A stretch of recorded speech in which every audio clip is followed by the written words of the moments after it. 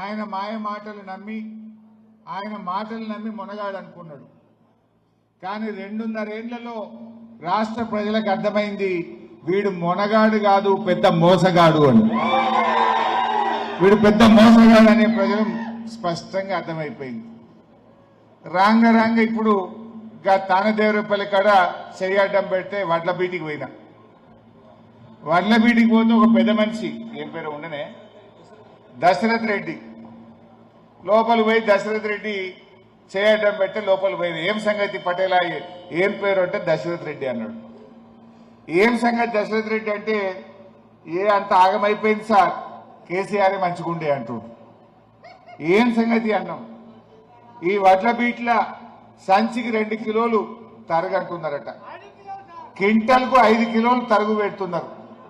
అంటే బీట్ల 5 కిలోలు తరుగు, రైస్ మిల్ కాడికి పోతే మళ్ళీ 2 కిలోలు తరుగు. అంటే ఒక క్వింటాల్ మీద 7 కిలోల తరుగు పెడుతున్నారు, గోస పెడుతున్నారు అని చెప్పి ఆయన చెప్తా ఉన్నాడు.